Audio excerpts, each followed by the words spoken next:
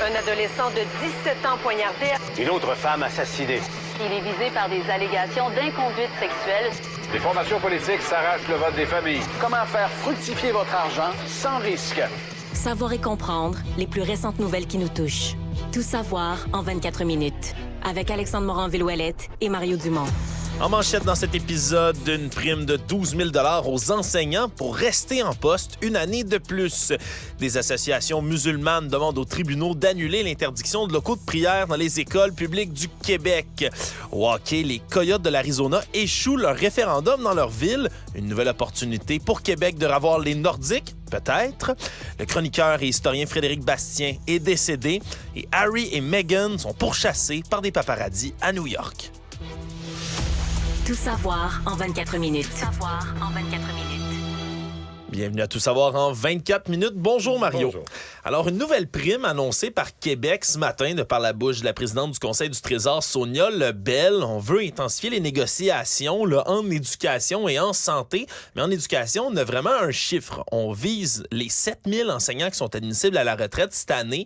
S'ils acceptent de rester en poste pour un an de plus, donc de retarder leur retraite, on va leur donner un chèque de 12 000 $. C'est un nouvel effort. C'est toute une prime, là. C'est pas banal, là. Non, c'est pas banal du tout. Toute une prime quand même pour des professeurs dans un effort de rétention, bien sûr, parce qu'on le sait, là, il y a plusieurs professeurs qui décident de quitter la profession. Beaucoup de nouveaux professeurs. Et là, on s'adresse à ceux qui sont rendus à l'étape où ils ont droit à leur pleine retraite. Ils sont admissibles à une pleine retraite. Là. Ils auraient fini leur carrière techniquement. Oui, parce que l'hémorragie des professeurs, c'est beaucoup chez les jeunes professeurs, bien évidemment, là, qui commencent le métier, qui décident de ne pas rester. Qui se découragent puis qui changent de profession. Mais on a à l'autre bout complètement du spectre des professeurs qui partent à la retraite de manière complètement habituelle. Et on est dans les années où les baby boomers prennent leur retraite. Donc, des générations nombreuses, des gens qui... C'est des grosses familles, il y avait beaucoup de monde au Québec, donc qui rentraient dans les professions ces années-là. Exact. Et là, ils en sortent. Leur carrière est complétée. Et là, ils en sortent, mais ça permettrait, cette mesure-là, si on leur demande de rester un an de plus, mais garder des professeurs aussi d'expérience, Mario, dans le système d'éducation. Hein, quand tu es proche de ta retraite, règle générale, tu as vu neiger dans le système d'éducation. Et donc, ça fait partie de ces mesures-là qu'on veut utiliser comme incitatif pour garder plus de professeurs possible. On va intensifier aussi en santé, là, entre autres en gardant jusqu'à la fin de l'été, par exemple, les primes qui sont offertes au personnel de la santé et des services sociaux. Donc, on est en pleine négociation. Sonia Lebel, on la voit moins sur la grande scène publique, Mario, mais en coulisses, elle travaille fort. Là. Oui, mais là, elle dit, qu'elle veut accélérer la négociation cet été, mais les syndicats disent « on négocie pas assez ce printemps, on aurait dû avoir plus de rencontres. » Donc, il y a les deux parties. Mais sur la question de la prime, on peut pas blâmer le gouvernement d'essayer quelque chose. On essaie quelque chose qui coûte cher. Ça démontre peut-être un point où on est un peu désespéré, qu'on a besoin d'enseignants. On dit qu'il manque facile, là, pour septembre prochain, 1600 enseignants. Oui, c'est beaucoup à combler en pénurie de main-d'œuvre. Donc, sur les 7000 qui prennent leur retraite, je pense qu'on s'illusionne pas. On n'aura pas 6500 qui restent, mais si on va en chercher 1000, si on va en chercher, mettons, 2, on va atténuer. Parce que quand on dit qu'il en manque 1600, ça, c'est sans compter les milliers qui sont non qualifiés, là, non officiellement qualifiés. C'est vrai. Il y en a plusieurs milliers. Bon, on dit non qualifiés. C'est pas comme si on prenait quelqu'un sur la rue qui sait pas écrire, il demandait d'enseigner le français. Non, c'est sûr. Ce sont, exemple, des gens qui ont un bac en biologie, enseignent la biologie, mais ils n'ont pas de brevet d'enseignement. Ils n'ont pas un certificat en enseignement, donc c'est un peu ça le compromis. J'allais dire, ce qui est rapidement comme questionné, dénoncé, c'est le moment où ça arrive. Parce que semble-t-il qu'à cette date-ci, moi je suis pas si familier avec l'éducation, mais semble-t-il qu'à ce moment-ci, il y a beaucoup là, des attributions de tâches, organisation de classes pour l'année prochaine qui sont déjà complétées. Donc, l'enseignante, mettons l'enseignante là, de 6e année d'une école, elle a annoncé sa retraite au mois de janvier. Elle a planifié de la retraite. Là, je mets de côté qu'elle a peut-être réservé une croisière au mois d'octobre ou à part dans le sud. Là. Oui. Mais elle a déjà planifié sa retraite. Et donc, son groupe de 6e année a déjà été attribué à un autre. On a déjà refait les affectations de tâches. Pour l'an prochain, c'est déjà fait à cette date-ci. Ce qui fait dire aux syndicats, quelqu'un déciderait d'annuler sa retraite. C'est comme si là, il faut tout rembobiner. Il faut que cette personne-là... moi, je le garderais, mon groupe de 6e année. Donc, toutes les attributions de tâches ou les tâches que tu as refaites, il faut que tu redéfasses ça. On comprend que c'est pas une solution parfaite du tout. C'est pas infaisable, mais ça aurait été idéal que la mesure soit annoncée quelques mois avant, avant qu'on refasse donc les organisations scolaires pour l'an prochain. Donc, il est encore temps, c'est mieux que rien, mais c'est dénoncé comme arrivant un peu sur le tard. Ceci dit, j'ai hâte de voir. Moi, je pense que on va peut-être être 12 000 $, on va peut-être être surpris que ça va marcher, là, qu'ils vont en avoir, parce que les syndicats disent on va voir, les gens sont écœurés, épuisés. Puis c'est vrai là, qu'il y a des enseignants qui sont épuisés de la tâche. Quand tu arrives proche de la retraite aussi, c'est tentant là, quand même, quand tu commences à compter les jours qui te restent. Mais si t'es en bonne santé, que t'aimes ton école, que ça n'a pas été si mal que ça, t'es des groupes des dernières années, que t'es habitué. Ouais, ça peut être de l'argent 12 000 pour un petit voyage pour fêter ça, peut-être. T'améliores ta retraite, puis c'est une année de plus plutôt que de puiser dans ta retraite, là, tu recotises, puis plus la prime de 12 000, à mon avis, il va en avoir quelques-uns. Des associations musulmanes veulent forcer l'État québécois à annuler le décret qui interdit les locaux de prière dans les écoles.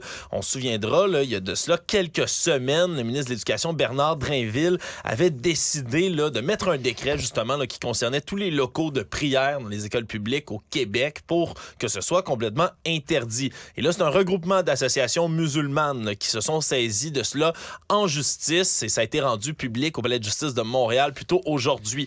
Là-dedans, on compte l'Association musulmane du Canada, Forum des musulmans canadiens, Centre communautaire musulman de Montréal et plusieurs autres, donc, qui réagissent à cette mesure de M. Drainville.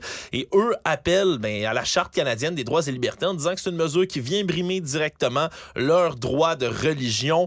Et donc, on rappelle... Moi, j'avoue que la liberté... Moi, ma compréhension de base de liberté de religion, c'est qu'on a la chance de... Il y a des pays où il y a une religion d'État qui est ni plus ni moins qu'imposée. Ici, là, tu as la liberté de religion. Donc, tout le monde pratique la religion de son choix. Peut donc avoir des lieux religieux, des églises, des mosquées, des synagogues. Tu t'y rends librement. Personne ne peut t'empêcher. Personne... Bon. Mais une école, c'est une école. Là. Est-ce que de la liberté de religion, de pratiquer la religion de son choix, naît un droit que dans un établissement public, tu puisses forcer les autorités, mettons que l'établissement public, c'est un hôpital, c'est une école, forcer les autorités à dire « Réservez-moi un local pour la prière ». Wow. T'as la liberté de religion, personne t'impose ta religion, t'as la liberté d'en pratiquer, de pas en pratiquer. Mais là, d'avoir un local avec des dépenses qui viennent avec ça, c'est un peu, là, c'est pas un automatisme. Donc, je vais voir ce que j'ai... C'est les tribunaux qui vont pouvoir se prononcer. Moi, je suis entièrement d'accord avec la décision du ministre Drainville. Mais on est dans ce qui m'apparaît, moi, à première vue, dans ma compréhension des droits fondamentaux, dans des extensions où on étire, là. C'est-à-dire que d'un droit de base, d'une liberté de base, on veut s'accaparer ou on veut se gagner des espèces de privilèges de plus. Je pense pas nulle part, là, dans la Charte des droits, on dit que tous les établissements publics gouvernementaux vont devoir réserver à chaque religion son local de prière. Oui, surtout que la coalition d'associations, elle, estime que ça va plus loin que ça. Là, disent que le décret, son caractère véritable, c'est d'interdire complètement toute forme de prière dans les établissements scolaires publics. Là. C'est ce qu'eux allèguent en disant que ça empêche toutes sortes d'accommodements raisonnables qui pourraient être faits et autres. Donc, on s'entend, là, ça concerne que les locaux de prière. Il n'y a personne qui est interdit par ce décret-là de prier s'il veut, dehors, en dedans. Non, puis c'est parce que c'est pas juste que ce qui est demandé. Il y avait un certain point, disons, pour avoir un local de recueillement qui soit ouvert à toutes les religions. Mais là, il semble avoir une volonté de dire qu'il faut qu'on ait des locaux de prière pour une religion, là. Oui, puis il y avait une histoire aussi, là, je sais pas si ça s'était confirmé, là, autour de séparer les sexes, les genres aussi, les pendant ouais, ça, c'est resté flou. C'est resté flou, là, je vais pas m'avancer. Mais ça, c'est encore, imagines-tu à quel point c'est encore plus inacceptable. Absolument. Que dans un établissement public, tu réserves un local dans lequel un sous-groupe ou une moitié de la population est même plus admis. Là. Actualité. Tout savoir en 24 minutes. Déménagement possible des Coyotes de l'Arizona ici au Québec. Mais c'est une question qui revient, Mario, chaque fois qu'il y a une équipe de la Ligue nationale de hockey. Commençons par le commencement. Ouais. Tu vas le raconter, mais ce qui arrive aux Coyotes est juste loufoque, là. Purement loufoque. C'est complètement fou. Puis à chaque fois, là, la discussion revient. Puis là, on parle des Nordiques, mais chaque fois qu'une équipe qui est en difficulté, c'est une discussion là, vraiment qui refait le tour de la boucle. Mais là, cette fois-ci, ben, c'est les Coyotes en Arizona qui sont en grande difficulté. Puis comme tu le dis, Mario, c'est vraiment loufoque. Là. C'est parce que depuis un certain moment, là, depuis le début de la dernière saison de hockey, ben, les Coyotes de l'Arizona jouent dans un minuscule aréna D'université qui s'appelle le Mullet Arena, en plus, l'aréna de la Coupe Longueuil, si je traduis librement. 4-5 000 places. 4-5 000 places. Et ils ont même pas, juste pour donner une idée de ce que Bettman est prêt à avaler comme couleuvre, l'université qui a priorité n'a même pas de... C'est une équipe de la Ligue nationale là, qui paye des joueurs des millions, mais on leur a pas donné l'autorisation... De mettre le logo sur le centre de la glace. Ben, un petit peu désormais, pas prioritaire. Il faut qu'ils respectent... C'est l'université puis l'équipe de l'université qui a la priorité sur les logos. Puis les Coyotes s'installent dans l'espace blanc. Imagine comment c'est cave. Là, pour une équipe de... Non, mais... Ah non, c'est une histoire qui était complètement ridicule déjà depuis le début de la saison, puis ça remettait en lumière à quel point Gary Bettman, t'en parlais, le commissionnaire de la Ligue nationale de hockey, Tout est bon pour justifier les équipes qui ont installé aux États-Unis dans des marchés où personne ne s'intéresse au hockey. Il veut les maintenir. Tout est bon pour faire semblant qu'il n'y en a pas de problème. Donc, Quichotte contre les moulins à vent à l'infini, il va le maintenir. Toujours en vertu de garder des équipes dans ces endroits-là. Là, le problème, c'est que maintenant, on voulait construire une nouvelle aréna, cette équipe, pour pas qu'ils restent orphelins dans leur petit amphithéâtre trop longtemps. Un énorme méga projet là, de valeur de 2,1 milliards de dollars. C'était un aréna, mais avec tout ça, un complexe autour. Là, quartier de divertissement, c'est comme ça qu'on appelait. Des bars, des endroits de jeu, des restaurants, toutes sortes d'endroits pour s'amuser, pour faire la fête autour de cette aréna-là. Mais on a dû soumettre tout ça à un référendum, la petite ville sur place où, justement, il joue. Le problème, c'est que ça n'a pas passé. À 56%, on a refusé la proposition d'aller construire un aréna, ce qui fait en sorte qu'on doit retourner à la planche à dessin du côté des commissaires de la Ligue. Et là, Gary Bettman va devoir se trouver une nouvelle excuse pour tenter de garder les Coyotes à cet endroit-là, mais ça fait que ça relance... Mais là, ça va être difficile. Pour ce qui est de Phoenix, de l'Arizona, ça va être difficile. Ça va être difficile et ça relance, mais la discussion, encore une fois, de à quel endroit on pourrait envoyer une nouvelle équipe d'hockey. Et bien sûr, à chaque fois qu'on pense à ça, il y a d'autres candidats qui sont très en vue. On parle de la ville de Houston, par exemple, aux États-Unis. Kansas City, même Salt Lake City. Salt Lake City, qui a eu les Jeux d'hiver déjà. Exactement. Et là, ça relance la question ici, est-ce qu'on pourrait réussir à attirer une équipe de la Ligue nationale de hockey à Québec, même si on semble pas être les favoris dans cette compétition-là? La question a été posée à plusieurs personnes, dont le ministre québécois des Finances, Éric Girard, qui, je rappelle, en 2021, a été mandaté par le premier ministre François Legault. Il avait rencontré Gary Bettman à ses bureaux en 2022. Là. 3 fois, il a rencontré des dirigeants de la Ligue, dont Gary Bettman, justement. Publiquement, la Ligue dit qu'il n'y a pas présentement d'opportunité pour Québec. Mais bon, on est resté prudent du côté d'Éric Girard aujourd'hui, qui est en mission en Europe d'ailleurs, donc il a répondu à ça un peu à chaud. Mais une autre personne, puis on aura l'occasion de lui parler un peu plus tard à l'émission, Mario, le maire de Québec, Bruno Marchand, lui, il voit une belle occasion. Surtout que la coïncidence est bonne parce qu'en ce moment, les Remparts de Québec sont en train de jouer contre, je pense que c'est les Mooseheads d'Halifax en ce moment. Puis ils remplissent des amphithéâtres, remplissent le centre Vidéotron. Là, on a 18 000 personnes qui arrivent au match numéro 5 d'une finale. Là. C'est pas n'importe quoi. Donc, mais dans du hockey junior. Puis dans du hockey junior, puis les billets se vendent à des prix de fou, puis on n'est même pas dans la Ligue nationale de hockey, sachant à quel point les habitants de Québec et même d'ailleurs, partout dans la province, aimeraient avoir les Nordiques. Est-ce que c'est pas la démonstration qu'il y a un marché pour une nouvelle équipe ici au Québec? La question se pose, Mario, puis comme d'habitude, mais ça risque de faire alimenter le mâche-patate d'un peu tout le monde dans la province. Mais avec raison, c'est-à-dire que c'est... il y a eu quand même quelques mauvaises expériences de la Ligue nationale, puis des problèmes d'amphithéâtre vide. Et est-ce qu'on devrait pas, à cette étape-ci, du côté de Gary Bettman, mettre... Oui, je comprends qu'il y a plusieurs critères, puis il y a l'argent, puis il y a les droits de TV, puis il y a plein d'affaires, là. Mais est-ce qu'on devrait pas se mettre parmi les critères le fait que il faut avoir des gens qui sont intéressés au hockey? Le critère 1, là, faut avoir du public, faut avoir des partisans de hockey, intéressés au hockey, intéressés à y aller, intéressés à acheter des billets. Puis, oui, le reste, après, vient autour, là. Mais la première chose, si tu amènes un sport, c'est d'avoir des partisans de ce sport-là dans ta ville. Ouais, puis ça, Dieu sait qu'il y en a à Québec. Il y en a à Québec. Mais enfin. Nouvelle plus triste maintenant, le chroniqueur Journal de Montréal, ex-candidat à la chefferie du Parti québécois, historien, Frédéric Bastien, est mort mardi à l'âge de 53 ans. Une nouvelle qui surprend un peu tout le monde alors qu'on l'a reçu ici à Cube Radio là, il y a même pas une semaine. Ici, décès foudroyant, semble-t-il, qui est attribué à un incident cardiaque alors qu'il faisait du vélo stationnaire à son domicile. Sa conjointe qui l'aurait retrouvé sans vie.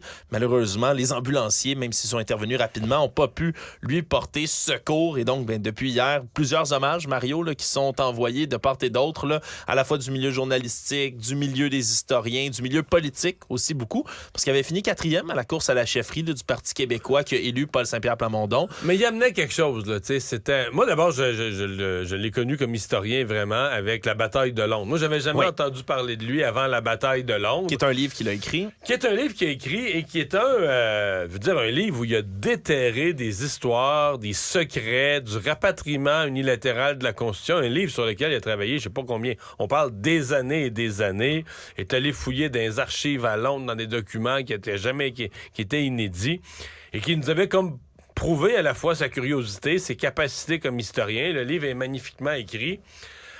Et vraiment révèle des choses. Là. Vraiment, c'est une pièce là, ajoutée à l'histoire du Québec. Puis ensuite, on l'a découvert davantage, très combatif. Maintenant, il y a un nationaliste québécois très, très, très convaincu. Oui, défenseur du français et du Québec, là, de tout azimut. Mais, je veux dire, 53 ans, c'est... J'ose parce qu'en plus, il a le même âge que moi, mais ses enfants sont beaucoup plus jeunes que les miens. Là, 11, 13, 15 ans. Des ados. J'ose pas imaginer. On offre toutes nos condoléances à sa famille, mais l'espèce de bouleversement, pas de maladie, rien, un type vraiment en pleine forme. Là, il revenait de s'entraîner, c'est ce qu'on comprend. Oui, en pleine forme. Et du jour au lendemain, comme ça, c'est un risque qu'on connaît. On fait des fois, même, on s'en fait des farces plates, là, les hommes dans la cinquantaine. Les femmes aussi, mais les hommes dans la cinquantaine, le danger d'infarctus ou d'incident cardiaque.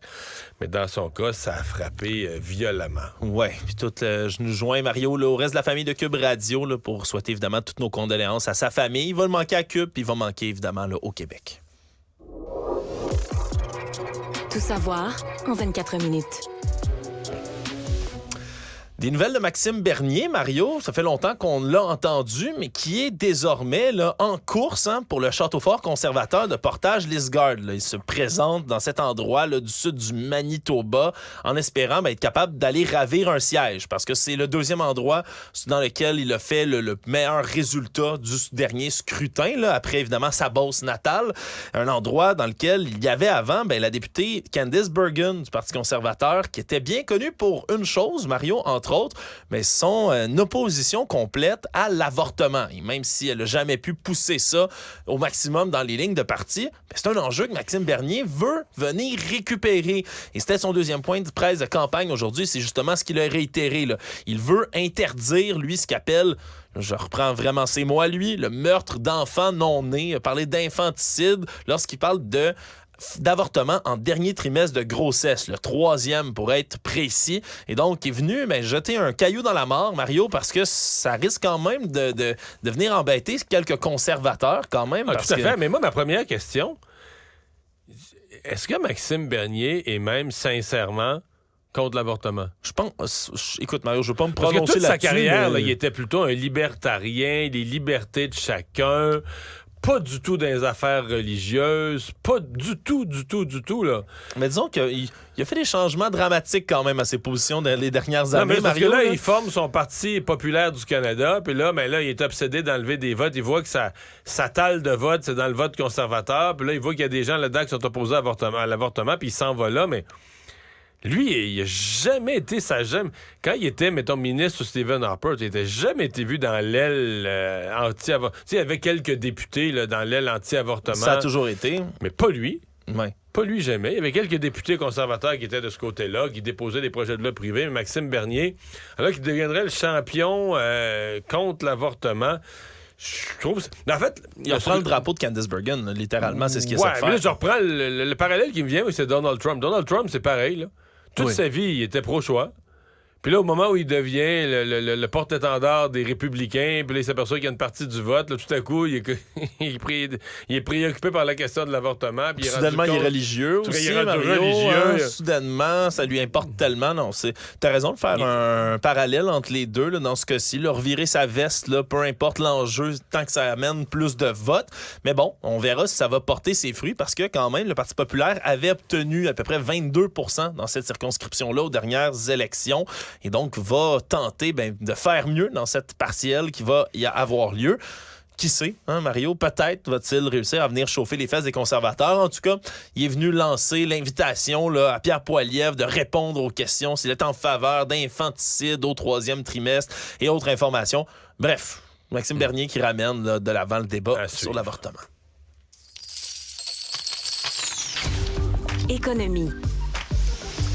La mise en service du REM entre Brossard et la gare centrale de Montréal, Mario, est encore reportée de quelques jours, voire même quelques semaines. Des informations qui ont été rapportées par la presse plutôt aujourd'hui parce que l'étape finale, là, ce qu'on appelle la répétition générale, la marche à blanc du train, ça, c'est quand on le fait rouler comme si là, une journée d'opération, c'est ça? Journée d'opération, mais avec personne à bord. Puis pendant au moins 10 jours, on va essayer d'avoir là, un taux de fiabilité global qui est supérieur à 95 %. C'est ce qu'on veut avoir. Là. Donc, il faut être presque parfait pendant 10 jours où tout fonctionne, tout roule comme sur des roulettes et qu'il n'y ait pas d'accro avant que finalement, on puisse donner une date d'ouverture officielle du REM. Le problème, c'est que c'est pas commencé encore ces tests-là. Il y a encore des tests de fiabilité système qui, eux, sont plus longs que prévu, qu'il faut terminer avant.